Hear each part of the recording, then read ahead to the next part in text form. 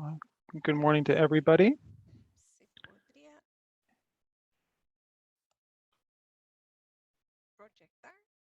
And let's see if we can share. Good morning, good afternoon. Please select your language of interpretation.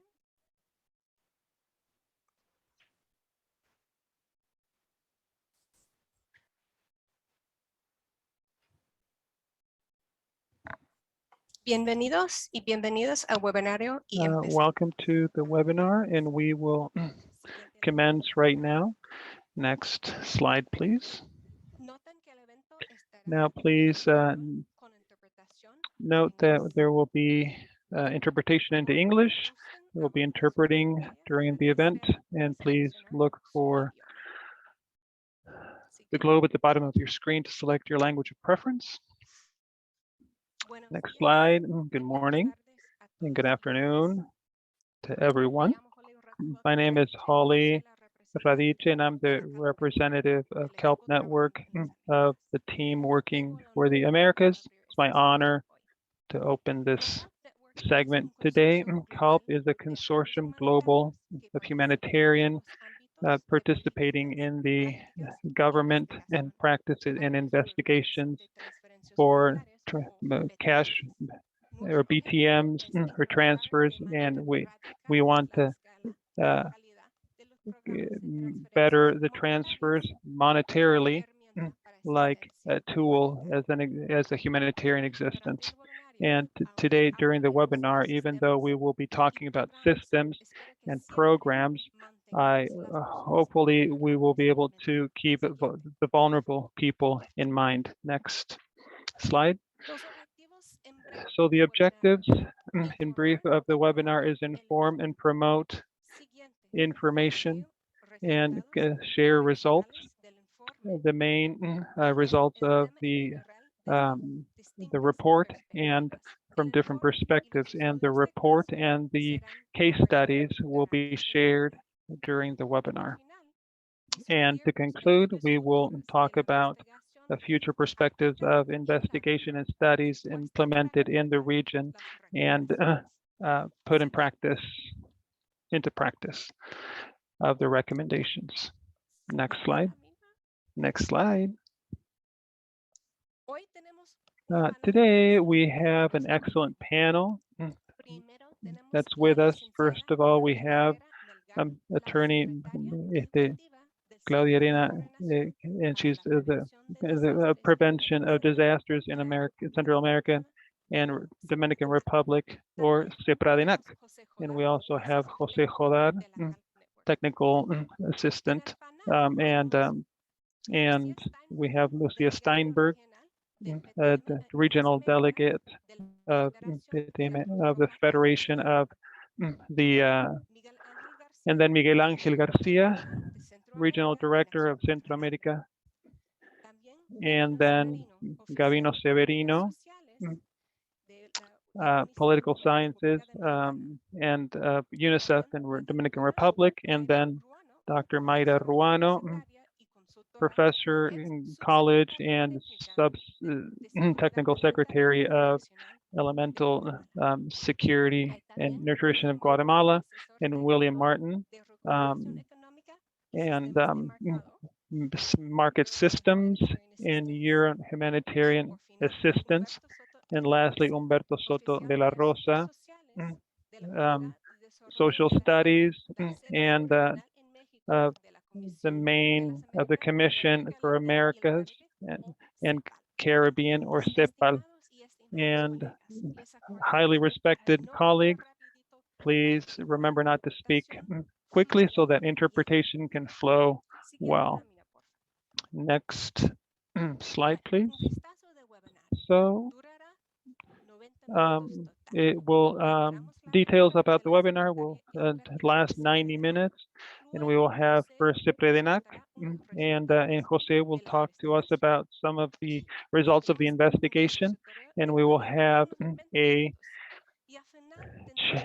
talk and dialogue for about 3 minutes, and then we'll have a question and answer for the panel, and use the chat to introduce yourselves like you are doing and also use the Q&A function for questions. And now we will go to the opening by Claudia Herrera of the event that she is not able to be with us, and she shared a video with her words. Well, good morning to everybody. I want to say thank you to Kelp Network and the organizer for have invited me to this important webinar and to be able to share with you the vision of CEPREDENAC, of the function of the program of the transfer for humanitarian support for the recovery of a disaster. Central America is one of the most vulnerable to natural disasters, intense showers, and meteorological, like tropical and hurricanes. And over time, we have been witnesses of how the region in the Central America and Dominican Republic has been able to advance in key areas, being able to incorporate in our policies and in of the global of in how strengthening the institutionality and the norms and regulations for prevention and management and attention to emergency and natural disaster and adopting instruments for the management and risk management and intersector and a territorial, among other actions. And we know how vulnerable and high exposure of our territory because of climate change. From where we sit, we are investing toward high risk events that will be able to allow us to measure the losses and to be able to diversify publicly and to be able to reinforce for characterization like we have been doing through our platform of information and coordination, knowing that we can't manage the risk that we don't know. And so from that, in conjunction with the institutionality and integration of Central America and cooperation, we have put in play several tools in order to be able to deal with the vulnerability and find balance and implementing methodology for the financial and the discount. And this allows us to be able to use the incorporation of the management and the change in climate change and policies of development in order to be able to work alongside with each country. And the main purpose of the cash transfers and monetary transfers, so that the community will be able to go back to their normal state after an emergency, especially that protection that is necessary for supervision and development of activities can be in a way that is with dignity, and multi-purpose cash transfer can allow that the communities that were affected can satisfy their basic needs like cleaning and housing and basic needs and food, and avoiding that they have to take extreme action for survival. And this is a tool that is especially strong and important and strategic in our sort of a reality and a bank transfer, where you have a series of issues when you have an emergency and you see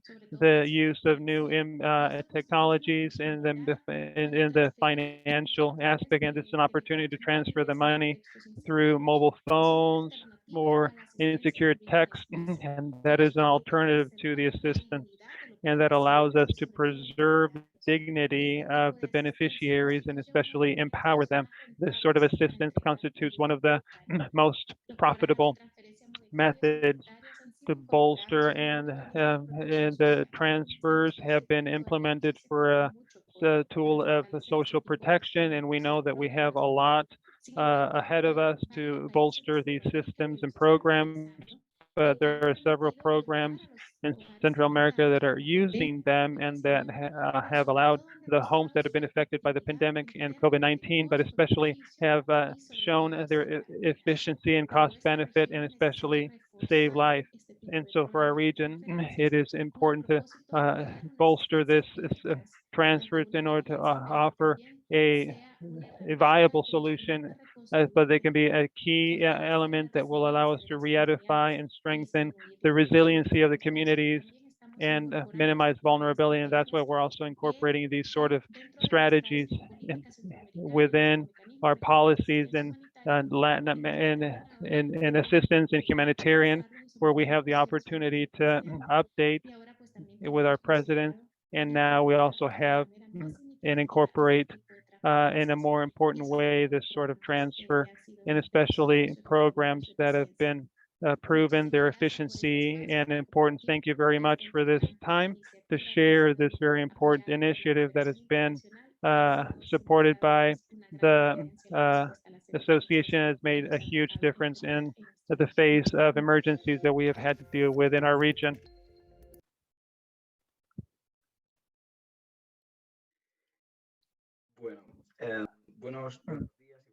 Okay, good morning and good afternoon, depending on where you are.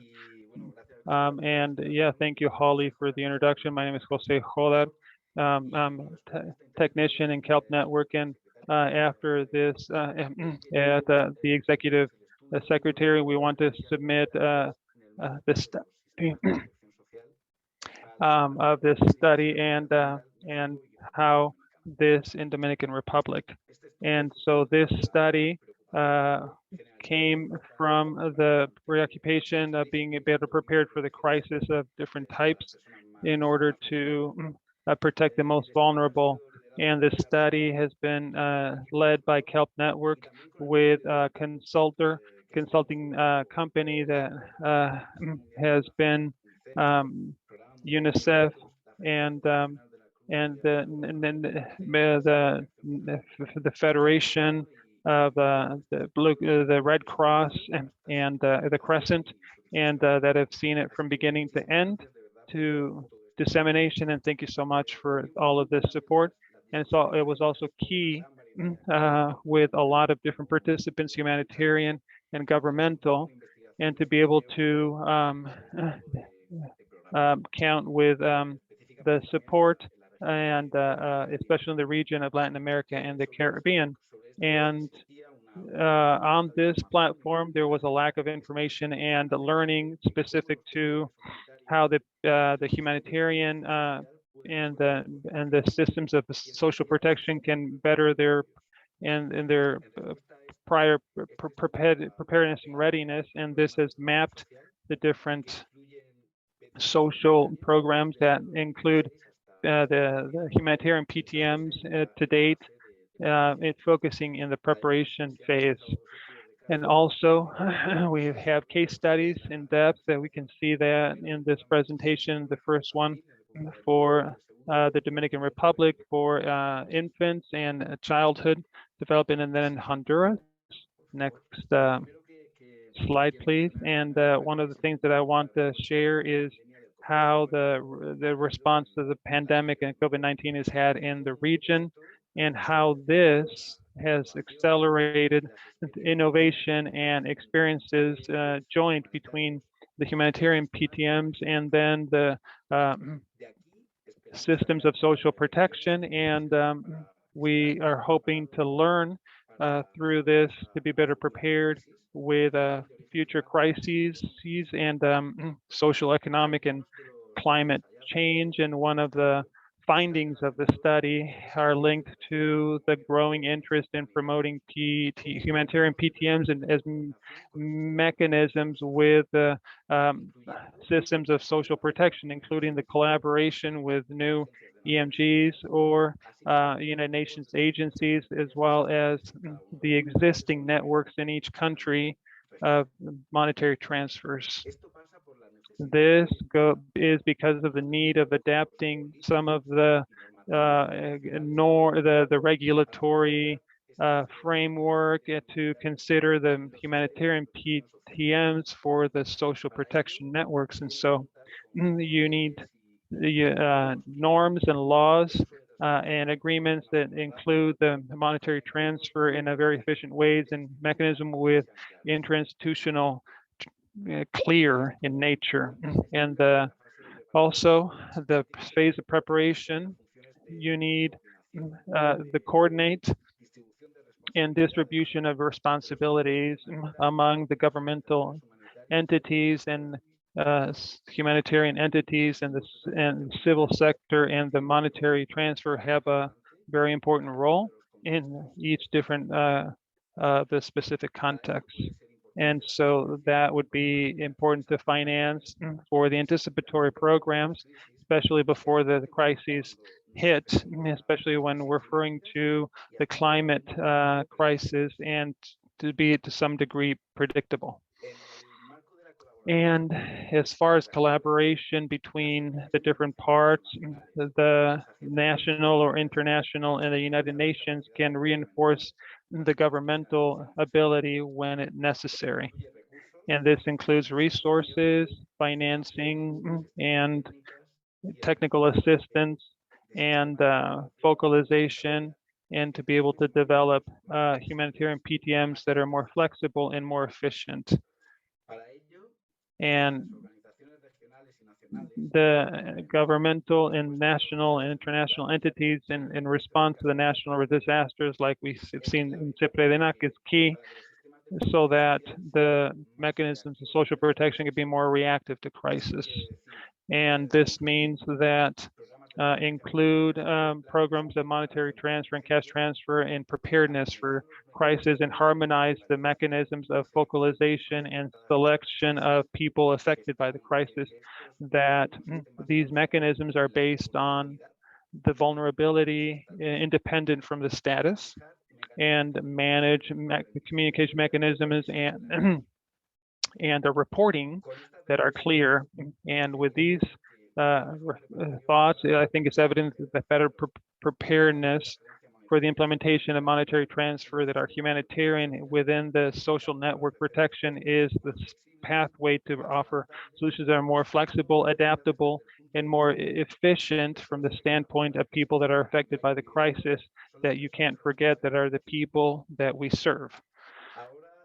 And now I will leave you with Lucia Steinberg from PTM in Latin America and Caribbean, and the Federation of the Red Cross and the Crescent Moon, and this incredible panel to be able to Muchas gracias, colegas. Un gusto estar aquí con todos ustedes. Thank you very much, colleagues. These case studies are very valuable. At the time that the link or nexus between development are amongst the priorities of the international people of interest, but we don't have a lot of documented evidence. And so, thank you for this initiative to be able to have a little bit of tangible content. Okay, so going into topic, as per the last report of KELP Network about the international cash funds, the accelerator of tendencies, in many cases, what we've been able to see is that in humanitarian programs of humanitarian transferences, they played like a protection network role of a social perspective, a safety net. So in this sense, when you link and the social networks with basic humanitarian help and aid in order to be able to develop these social networks, or with systems of more complex social protection. So additionally to that, we know that the humanitarian proposal should continue to focus on the long term, not just at the time of emergency response, but we're looking for durable responses that will focus on the protections of the most vulnerable, as at the same time that it's focusing on the local partners and their exits. This on one side. On the other hand, we have the perspective of resilience. These are optics that these responses and social protection share basic overlapping between these two humanitarian responses, amongst which we can find international cash transfers and humanitarian cash funds. So we can also consider the actual social protection systems as an effective mechanism to be able to reduce the impact that these risks will have on vulnerable homes, and as a tool to be able to accomplish resiliency on a short-term basis, and also on a nexus and a link at the long term. So a system that will help to respond to crisis in an improved manner, as well as preparation in front of these scenarios, reducing impact. So we can actually do the link between humanitarian transfer and social protection, evolving into not only being able to respond to crisis, but also in terms of preventive measures prior to that. So from this point of view, us from Red Cross, it is key preparing in actual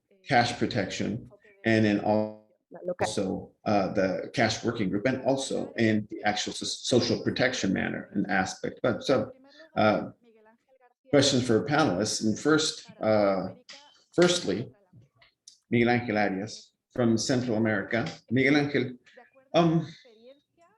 as per your experience, what are the main challenges to which that the region faces in terms of emergency preparation and social protection programs?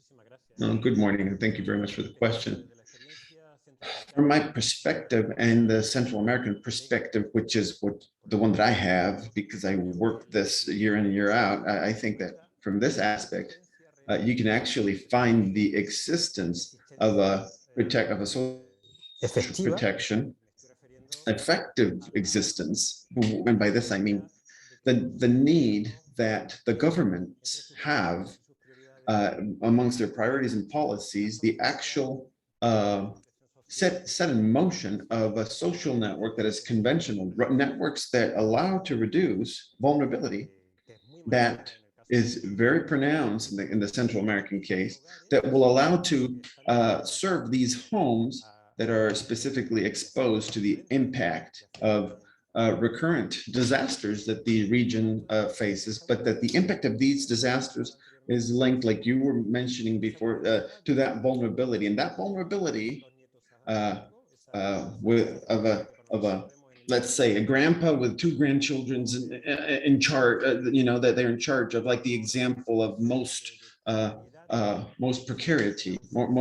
precariousness, excuse me. And so that, from a conventional aspect, and within the social protection consensus, with a minimum pension, with access to scholarship that would allow those grandkids that they are in charge of to be able to study in the absence of school cafeterias that would help in the food situation of that family. And in the absence of these programs, when a disaster arrives, that family and that specific vulnerability condition, more honestly, is totally overwhelmed. And so that added to the fact that maybe most likely the area is not adequate. So for me, for our organization, and I think that we can all coincide in this, the main problem is that the social protection networks, the conventional ones, need to have a continuity in time. And this is important because we can see it in the Guatemala case. The actual social protection networks back there in 2012, they were always hand in hand, because this is at an international level, not from a national policy or national policy standpoint, because it's been proposes of public service. So that's a problem and a challenge, even bigger, because I think that there's no sufficient advancement at this point in that, because there's no social permanence, and this is being normalized. So the people are not even aware of how that social protection network could diminish their precarious situation, their vulnerable situation. There's no social debate even about this. It's not even in the media. It's not amongst the opinion creators, the theme. On the contrary, actually, there's this manner of stigmatizing set in motion of these programs.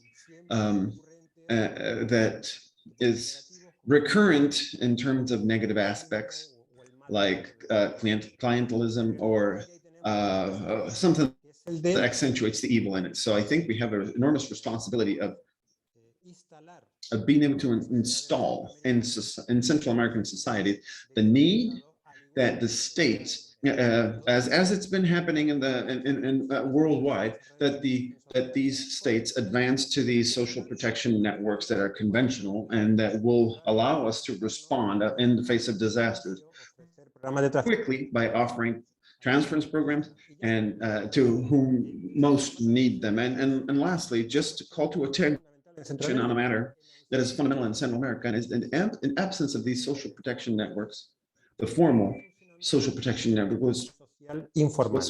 what's functioning right now is informal networks. And what I mean is the actual donations. And so in this case, in terms of the pandemic, when the economy was still affected by the lockdowns and when for starters, we thought that these were going to diminish. It was total contrary situation.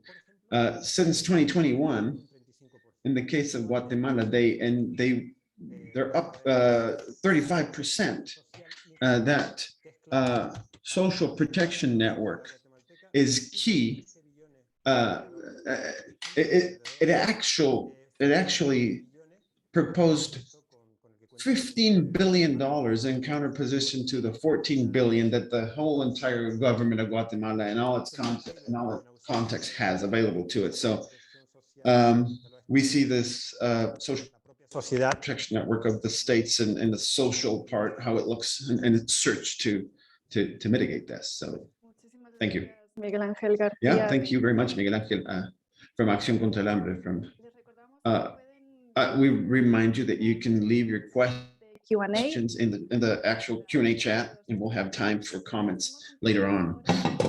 We're going to actually go with Gabino Severino, official of social protections from networks from the Dominican Republic.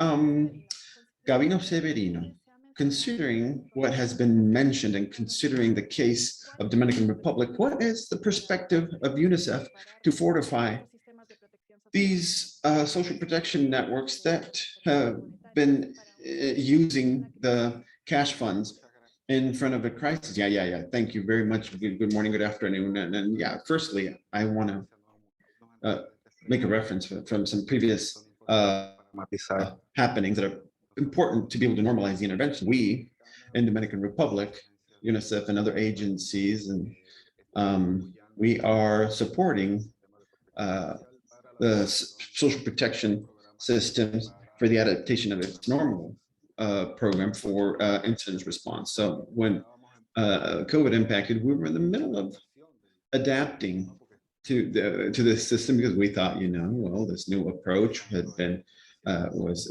thinking of ecological and geological and climatological climate disasters, and we thought that we would include it yearly. But well, okay, the pandemic intersected that path, and I think the product of all that effort, the system was able to respond to the emergence of COVID-19.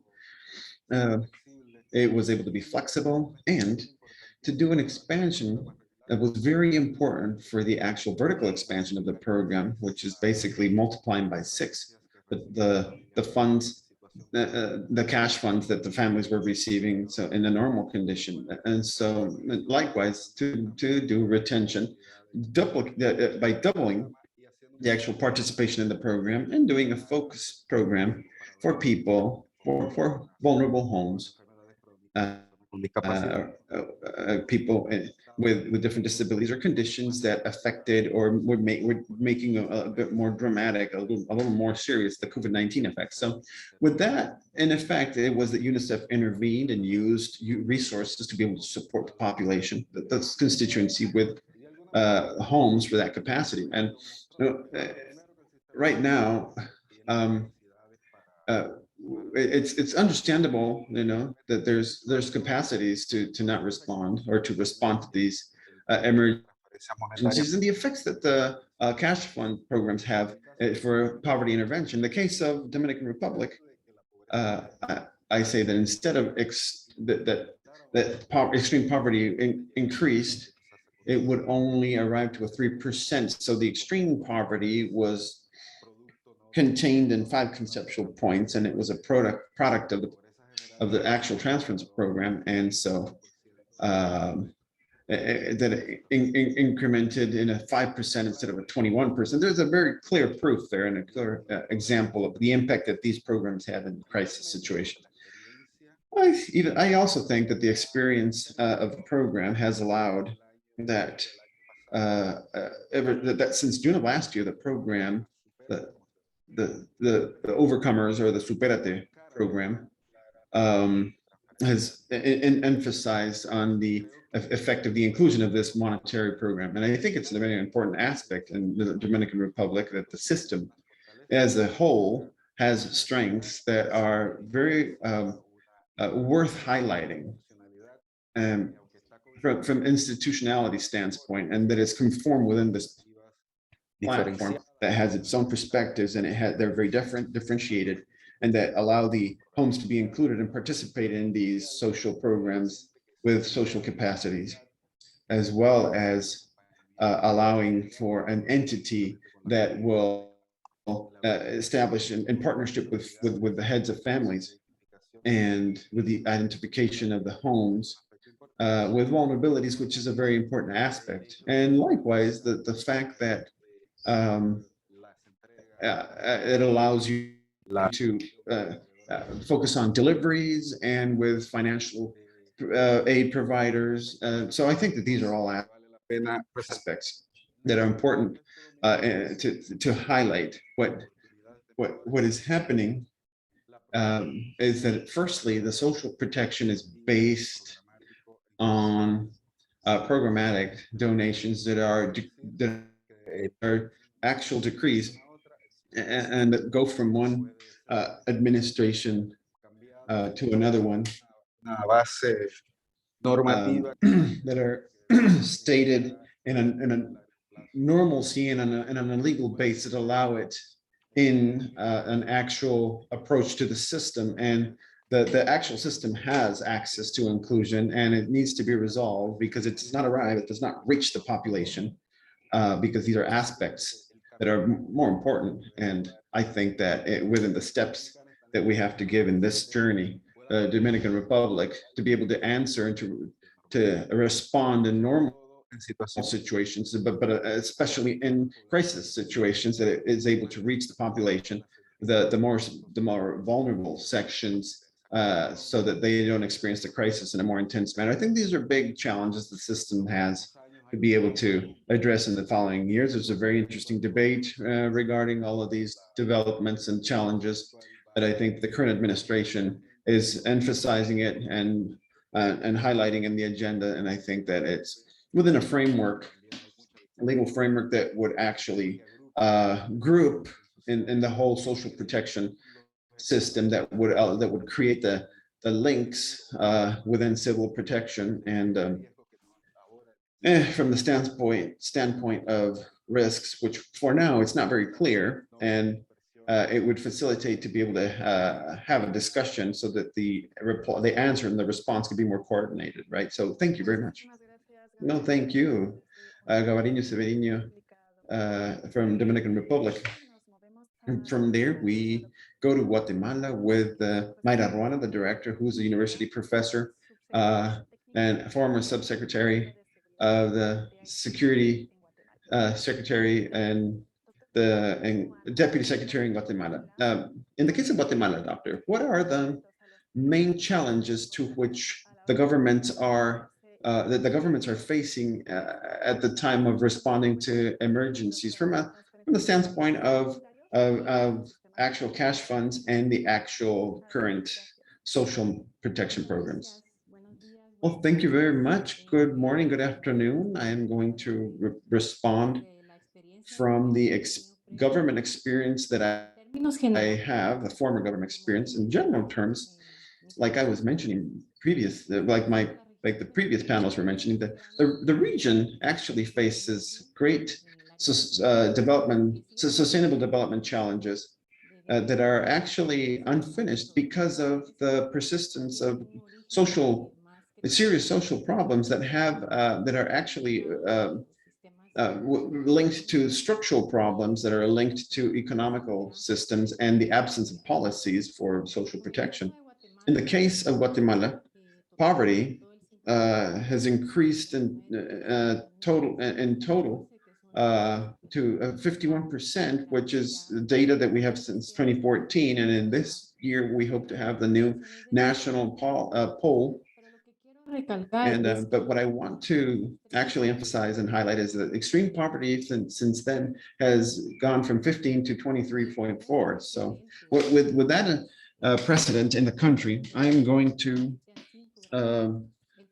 go to 5 great challenges. The first one is the improving of social protection program coverage. With these high poverty indexes that we have actually force huge groups in vulnerability who, aside from having to face this extreme poverty problems in a crisis situation, doubles their vulnerability, and that makes a huge amount of people to need social protection and aid that we cannot actually fulfill.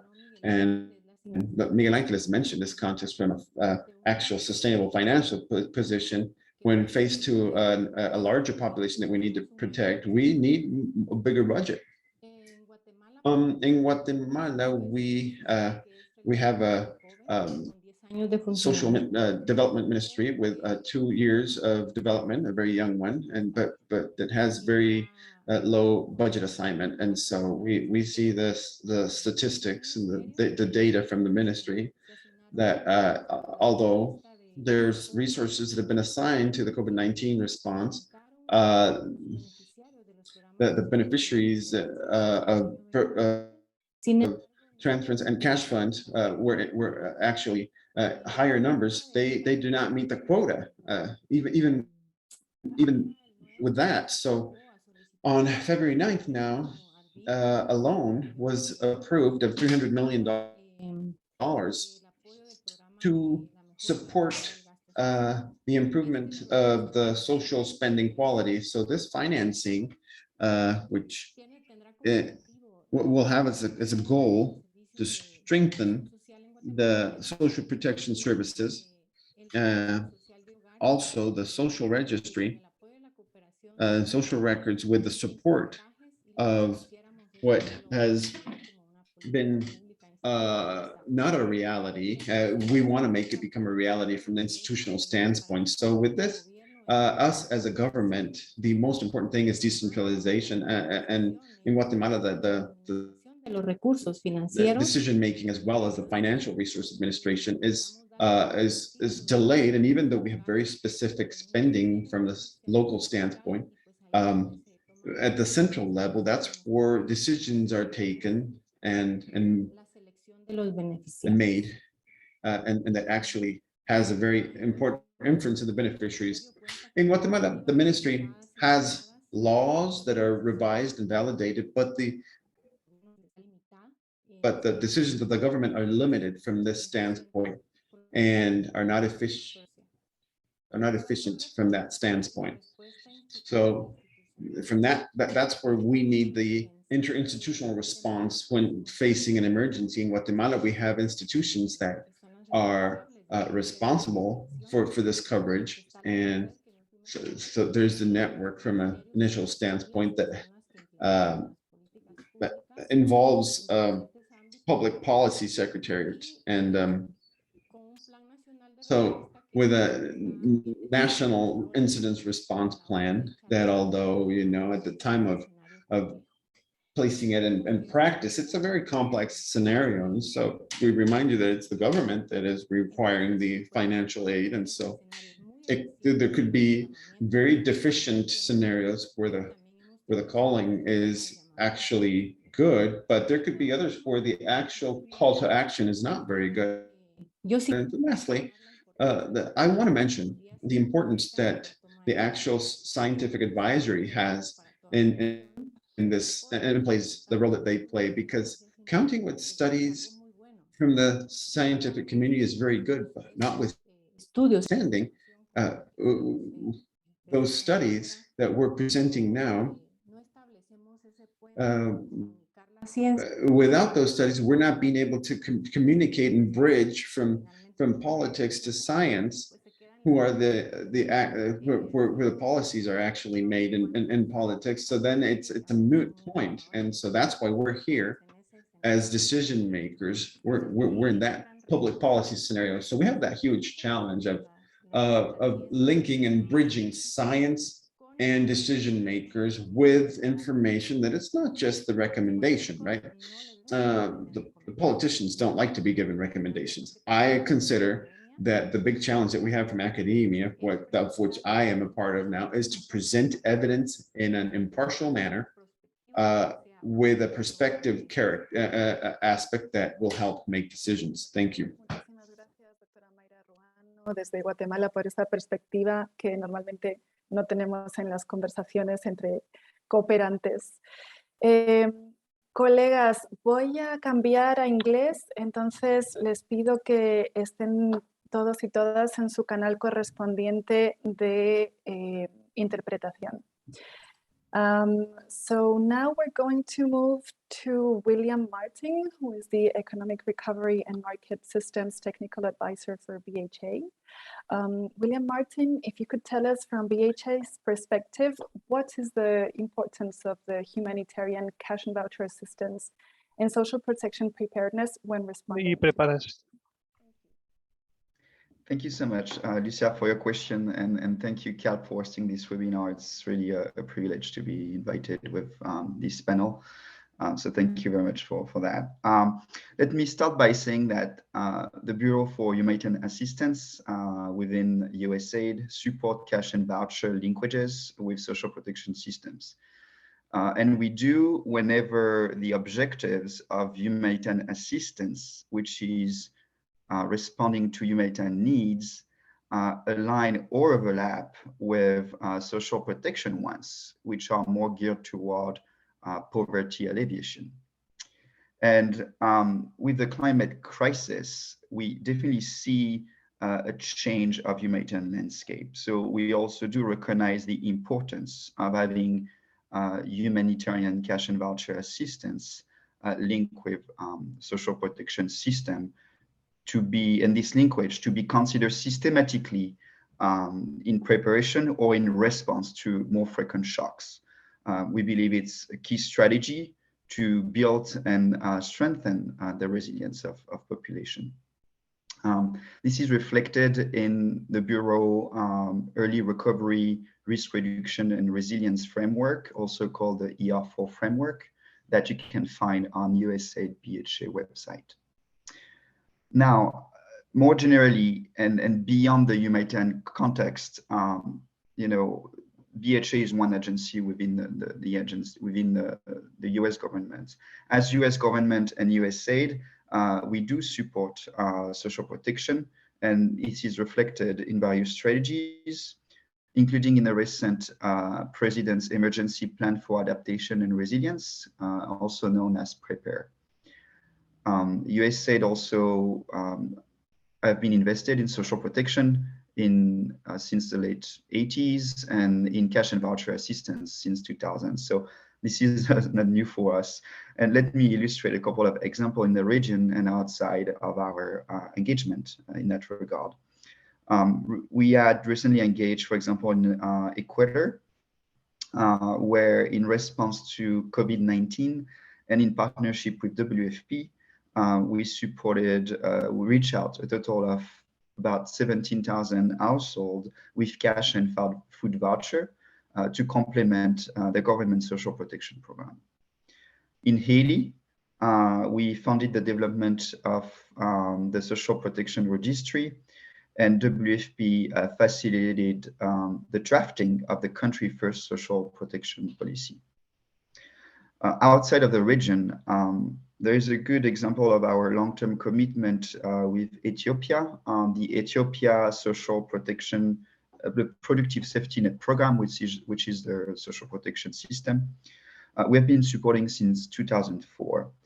And this has been critical, all this work in preparedness in response to COVID-19, where in 2021 we were able to pivot some of the assistance delivered through the PSNP toward the COVID response through this channel. But also there were some challenges in terms of timeliness and scale, just to expand horizontally the base of the reach of the social protection system. So we also coordinated and delivered humanitarian assistance in parallel of this system. So I think this example is a great example to show the great opportunity of preparedness, but also the limitation, and how nevertheless you can still coordinate and link with social protection systems in place. Now, allow me to just deliver a couple of remarks on the finding of the report. First, there is no doubt, yes, as I mentioned in introduction, that linking humanitarian cash and voucher assistance with social protection should be pursued whenever appropriate. We also, it's definitely, there is no doubt that there is a role for development stakeholder in this agenda. And humanitarian assistance is not there to replace government supporting the population through social protection. And I think we see this linkage very much and this approach very much in the spirit of the Humanitarian Development Nexus, where all these stakeholders have a role. Also, as pointed out in the report, linking cash and voucher assistance and social protection is important. But keeping in mind also the humanitarian imperative. So I think we need to keep flexibility in what we are doing, and that's why I like to talk about linkages with an S, because there are different models to keep this flexibility to prepare, but also respond to humanitarian crisis timely and at scale. Then in terms of, in the report, there is an important point on preparedness and anticipatory action. I think that's important to distinguish what is preparedness from anticipatory action. Preparedness is critical to prepare timely for the response of the crisis. Anticipation is a response prior the crisis hit.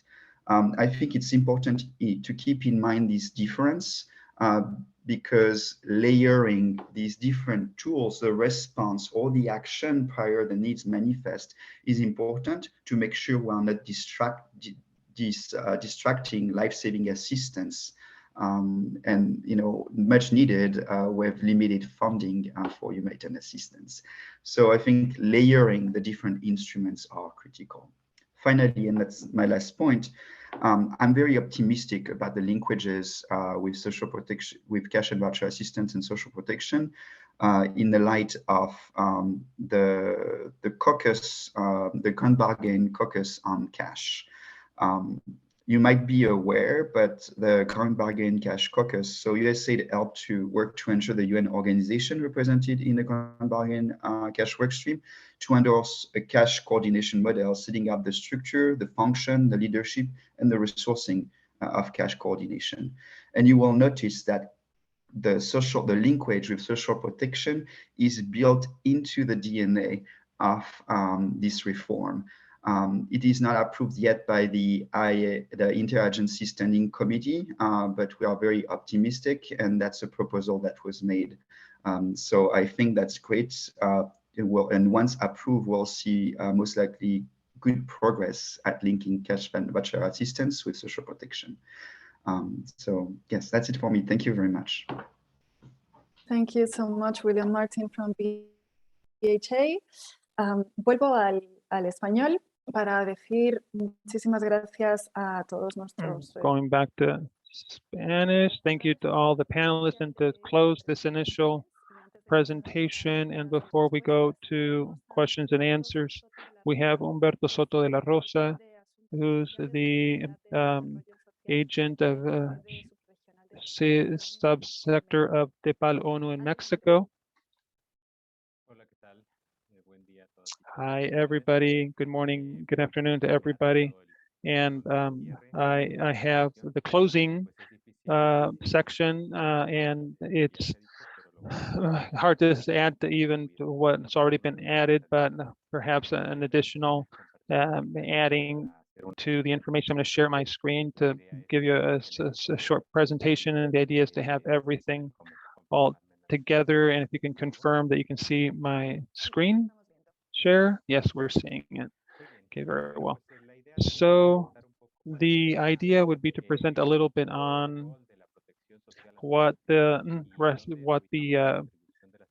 where we contribute the monetary humanitarian, and she was mentioning that our social protection is very relevant to us, and there's a lot of effort to guarantee human rights and food and access to health through guaranteed services of health and promoting education with scholarships and other subsidies, and housing and access to social housing and affordable, and then monetary transfers, especially the trajectory of the monetary transfers that take place in the area, and we allocate these under 3 pillars. And the first one that has to do with the procurement, and then social protection and non-contributing, and then regulation of the labor market and the monetary transfers and cash transfers. We put them under the social protection non-contributing. And in the presentation, we're going to go to the general and to the specifics, and then go back to the generals. And when you consider the social protection at the face of a disaster, and we have been working at that from CETAL, you can transfer the same concept that are implemented in the general. When a crisis or an unfortunate event takes place, you can see transfer monetary directly, like for instance, food, like in COVID, or emergency services, like for health, and to try to maintain activated the education structure, like temporary schools. And then the shelters could also be important. And also, again, you have the whole idea behind the cash transfers or for emergency purposes, and all of these elements can strengthen this ability to this response. And because everybody knows what to do within the context of a crisis, it reduces the vulnerability, which of course you have a schema that's been implemented prior, that's well defined, and that resiliency is reinforced and strengthened. And the social protection from through the eyes of component as a prevention tool for crisis and natural disasters. It will be judged based on its contribution, and it's a preventive function that we have a social protection network, and we are contemplating that there would be conditions of pre-existing vulnerabilities that we are already tending to for the social networking, that people will be better prepared and more resilient. Like for instance, a person that lives in a high-risk area for hurricanes, if they have housing with a stronger structure, will be more prepared. And during the crisis, which is what we're talking about, the humanitarian assistance is relevant. And we're talking about protecting and human rights of the population, identify those affected. And then after the crisis, we also have an effect in the recovery of the fiscal assets. And you have challenges. Because of this, what we see from CETAL is that transfers a cash assistance for emergency had a big impact in the response for COVID-19, and you can see they're reflected that it's very relevant, and the impact, the estimated, if there hadn't been the emergency transfers, would have been even bigger, much higher than the transfers that used to happen. And it wasn't enough, obviously, but you also have to focus on that, but that's another conversation. The transfers you saw them in 32 countries.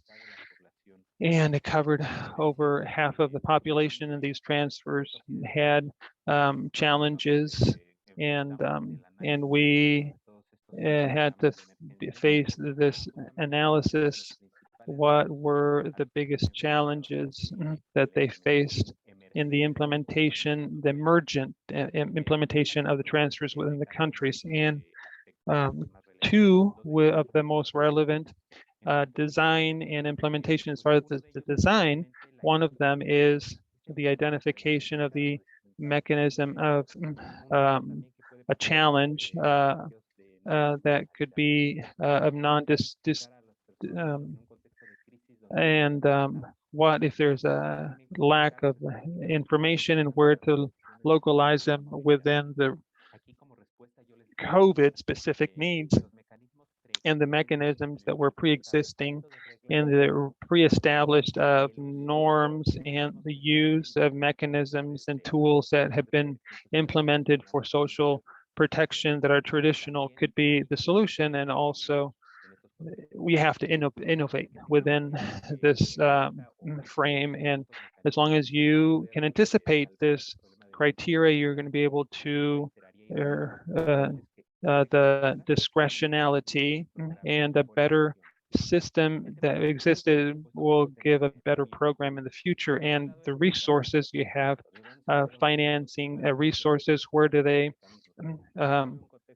especially within the emergency context where there was a lack and a falling in income, and what we see in the economy, and there's less income for people, but also in identifying the transferring amounts and what is enough. That's a challenge. What is considered enough? And that also is an analysis of traditional programs, not only the emerging ones. And so for this, these recommendations or prior experiences to identify what is transferred and for how long, that takes me to the implementation. So mechanisms in order to transfer the amounts within a context of crisis are not necessarily the same as in normal situations. We have challenges here, for instance, in the isolation COVID, where there is, how do you transfer that resource? And you start innovating. And then the implementation of the cell phone and internet is very large. And in some countries, there was an implementing of payment through mobile devices and mobile phones. And you have to innovate a little bit with these challenges, but also reassess the mechanisms they have been using traditionally. And now monitoring, challenging, and a follow-up for people. And there again, there's a transparency challenge. How much time are you going to be delivering to people the resource? And so that's where we also have to look at the prior analysis. And that also, I would emphasize the fact that the human rights approach also has to make it to the list. And for how long? Well, for however long it's necessary to restore the resource that is lacked, and there's also clear norms and regulations will also help in order to be able to implement these programs. So what we do think is that in all of these processes, I'm going to talk into specifics and then to generalities, and we have to institutionalize these processes. As far as cash transfers and assistance, we need to articulate these isolated events that countries may have, and there are a lot of initiatives, especially non-government situations or institutions that are private sector, or the UN or international entities. The idea is to be able to articulate these isolated initiatives and the synergy points, and then go to a second level, which is the link between the public policies and what's already been implemented publicly in the public sector, and through clear mechanisms how to articulate these realities. And there's challenges also here in the study as far as liquidations or that you need to modify in order to and then to generate national strategies. And these three levels, I present them on specific, but also implies applies as a support within a context of crisis. And if you can please close so that we can go to the next area, please. Okay, we're going to close. And so the idea was only to submit this last slide, the general challenges that the information of social protection have, as well as monetary transfers are four that we have as the more relevant, that are reiterated and repeat, and the cohesiveness and the coherent and the coordination with the different parts and strengthening of the information to have a better clarity of who's going to receive the service, and the monitoring and evaluation as relevant. Thank you very much. Muchísimas gracias por su contribución, Humberto Soto de la Rosa. Bien, veo All que right. I see that we have a lot of activity here in the chat. Let's start now with a question addressed to Dr. Mayra Ruano. We wanted to know what role can the local organizations play in this preparation space for crises between the programs between the cash fund programs and the social protection programs. Yeah, thank you. Well, from my standpoint of the government, the nonprofits are a big key component. They are the ones that have the specialists, and they have them on site. If the government, while they don't have specialists, they are not present, so that decision making continues to be centralized. And I also can consider that they are the ones that have the studies, the stats that are the most up to date, and even with municipal representation. So from the government, you don't always have the stats. And so with that precision, the governments, we have stats that are not up to date, and then with departmental representation. So that's crucial for decision making. And they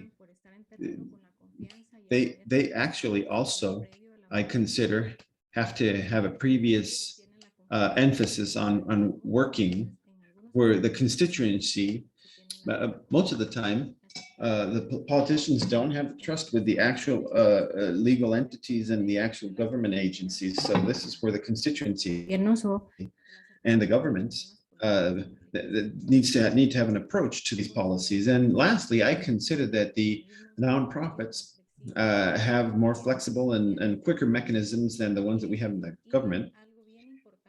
Something very important, as I consider that the nonprofits have the experience of innovative technologies that could turn into public policy, so to speak, where there's a transference process that's modeled with the other countries. Thank you very much for these reflections, and I'm completely in agreement. Yeah, if I could allow myself to also make a small complement to that, in addition to that, between the locals, they also have the capacity to work throughout the continent of emergency and incident response on the long run, whether it's with social protection and with the national systems. Another thing that's been mentioned as well during the interventions of the panelists is that the actual local actors have access to the communities where amongst these most vulnerable communities, where they can be identified and where they can have a participative approach. Thank you very much. Florencia from UNICEF had left a comment. Maybe you can actually open the mic, Florencia, and let us know. Thank you.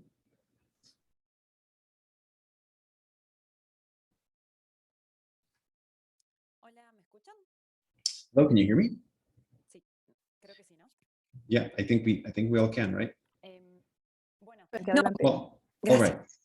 Yeah, thank you. Okay. Yeah, well, very quickly, thank you first of all to the panelists for their interventions. My reflection is specifically to quote Miguel Ángel Garcia, who very opportunely aimed to the importance of understanding the effective existence of social protection networks in Central America. And I thought that he was actually pointing to a very important aspect of the region, which is the variety and development levels and social protection with different opportunities. So this prompts me to ask the panel if we consider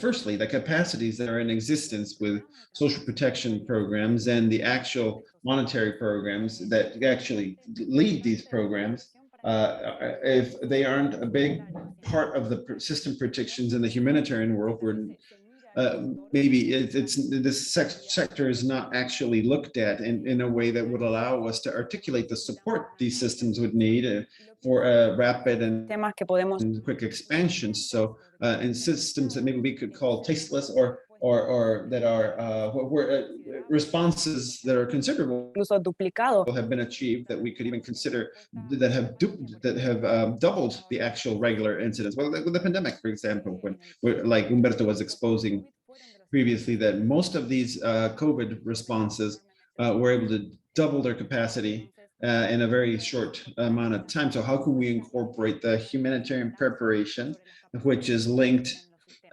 with the capacities that are in existence with the system? That's kind of the line of my question. Thank you very much. And I apologize to my English speakers. That was a very fast speaker. Thank you very much, Florencia, for this comment, and please continue to share your reflections and your questions. I will go to English again. From BHA, and the question is, does BHA support anticipatory and shock response social protection? Thank you. Thank you, Lucia.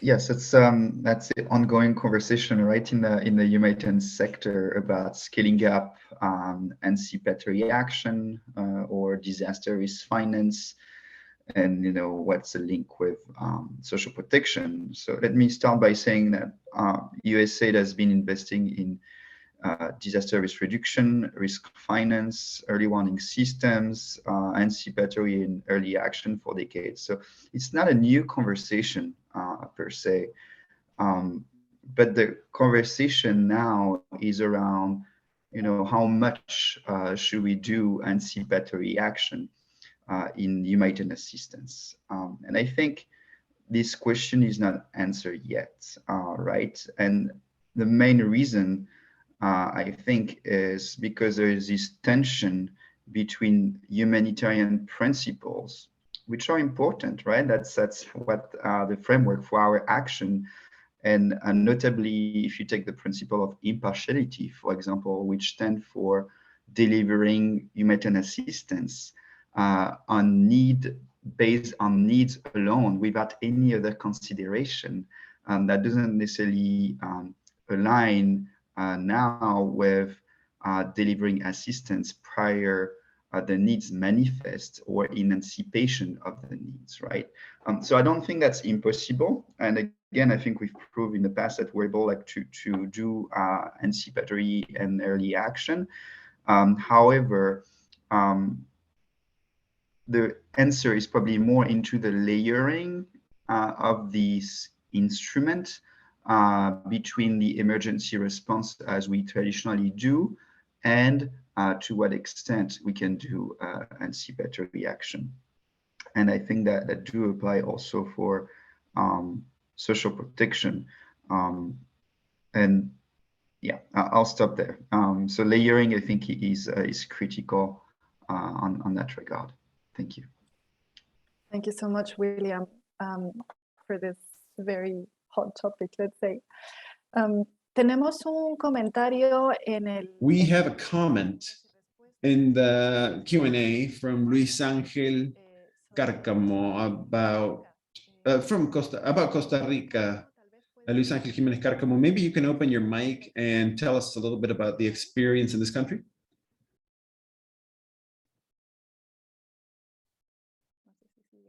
I don't know if you're still there. Hola. Hello, good morning. Hello, yeah, go for it. Yeah, well, so I'm I'm actually in Costa Rica and work for the government in the National Risk Division, and I was commenting on an experience with that we had here in monetary transference and in actual cash funds from the addition of people that are not actually documented, that are undocumented. So they have an irregular migratory situation, so immigration situation. So with social situations that have to do with protection, social programs with the government, and who after the disasters would have a very similar acceptance to the people that are in normal conditions, right? So what we were finding is that through the actual fund reserves, the actual draft funds, we have been able to achieve in this emergency situation social plans and selected and benefited these people, right? With an enhanced vulnerability because of this situation of being in a protection system that we've been able to support the needs of this constituency, this portion of the population. Is from this standpoint, like William was saying, we've also been working on anticipatory plans to be able to for different situations like volcanic activity, and we are working as well with anticipation.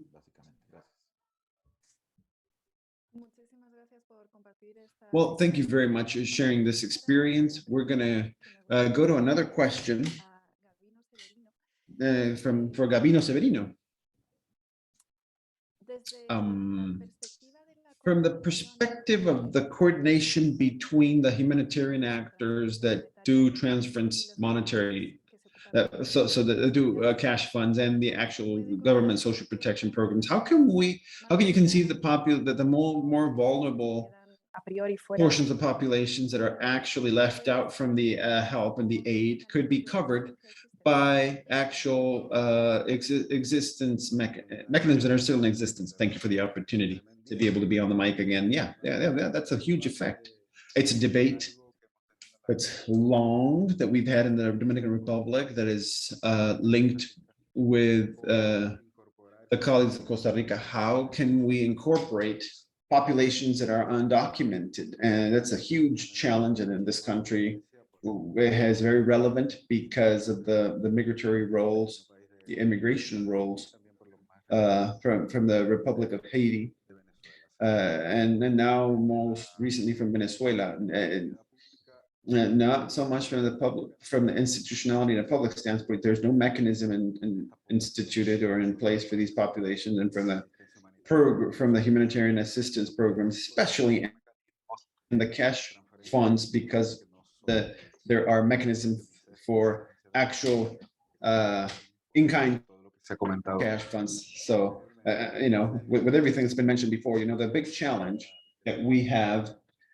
facing this agenda to be able to face this topic from the public perspective, and especially that it wouldn't create political noise, especially in the redundancy side, in the case of Dominican Republic, notwithstanding one portion of that population, but mostly the regional population. I think there's a perspective to be able to work with communitary organizations and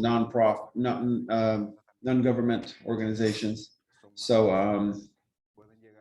that could affect the communities to be innovative, that would identify this population. So that is a huge challenge that not only concerns the public institutionality, but also the humanitarian sectors and also the national sectors of protections and situation in crisis situation. There's the challenge, the agenda is there stated. We have a huge opportunity to be able to continue to keep working so that the populations can that continually are in continued persistent vulnerability conditions. And so that's, more in stance to the humanitarian response. Well, thank you very much, Gabino. Humberto, I don't know if from the CEPAL you want to complement any of this. Yes. I would tell you that from the same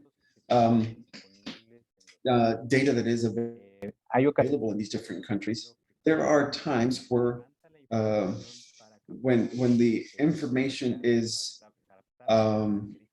actually surveyed and compiled to be able to identify those who would be able to be targeted and to be helped by these social policies. Once that group of people are identified, the rest of the information is lost. But a lot of the institutions, the public institutions, what they do is survey this information. And so we save the information of the groups that are not considered to be populations that at this time would be able to access social protection, but yet notwithstanding, they're vulnerable because they're borderline, they're close to the poverty line, or even though they're not in such grave situations. And so even though we don't have that simple process, once this event happens, it's like a crisis event, then it's easier to identify. So these are the recommendations that we would be able to make, that the social protection programs can have that. And then when the crisis arrives, there hasn't been sufficient circulation of the traditional mechanisms to be able to combine them with the emergency mechanism. So it's important that even before the crisis arises, to be able to sit in dialogue about this, because with all the experience that the social programs have with cash funds, you can actually transfer this to have appointments, and we actually work with the valuation systems when we evaluated the disaster impact, and at this point to be able to evaluate short lists, if the experience would be there to be able to evaluate these information capturing events, this would actually delineate the processes. And so I think that there's a lot of convergence points between the traditional programs and the actual social protection programs, where in the Dominican Republic, you need to sit and face this challenge and talk about it, but not when the crisis impacts, but previously. Thank you. Well, thank you very much to you all for your contributions and your questions. Those questions that were not answered, we will be working them post-webinar to be able to evaluate the answers. So we will go forth with closing, where we wanted to appreciate so much the participation of the panelists, as well as the recommendations and that have been shared with us in these instances. And thank you very much to you all for your time. Holly. Thank you. Yes, if you could actually put the last slide. Okay, like Lucia has just mentioned, on behalf of CALP and all the participants, we would like to thank you for your participation. The conversation doesn't end here. There's a lot more that comes later, as you've seen. Next one, yeah, there we go.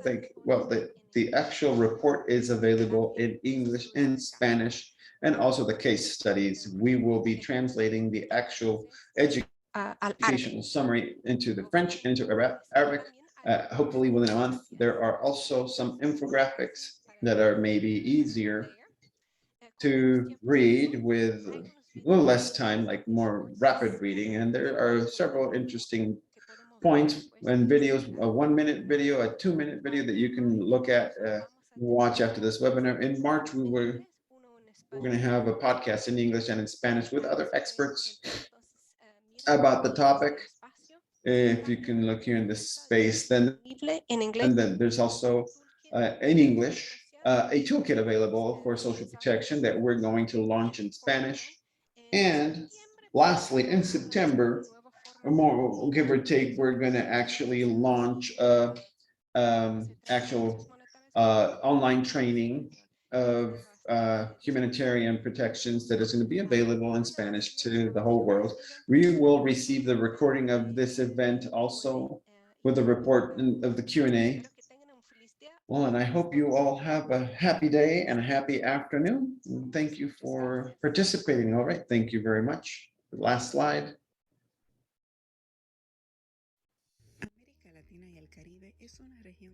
Latin America and the Caribbean is a region of high risk that is exacerbated with effects of the climate change. The national governments of all the region have used social protection programs very successfully as part of their AVCs. Now, as a but the actual increase of the humanitarian response has been incrementing, and KELP Network has actually commissioned all of these protection programs that were pre-existent to help people to prepare for the crises, using the recent examples from Central America, Mexico, and the Dominican Republic. This study documents the facilitating elements, innovation, adaptation of the social protection programs to be able to include cash funds, humanitarian cash funds, collaboration between humanitarian agencies and governments. These are the challenges. The existence of regulatory framework, lack of authority from the agencies to be able to provide the cash funds, be it for preparation to disaster, in face of disasters. Challenges, multi-sectoral coordination, inclusion of the AEVCs with the actual program cycle, life cycle of the programs. Then we have the government and social governments working hand in hand, and financing from donations and governments, from donors and governments. Concluding, the assistance of actual cash funds could have a crucial role in the preparation for crisis, what could provide more effective and efficient responses to the populations that's been affected. For more information, please visit the KELP Network webpage.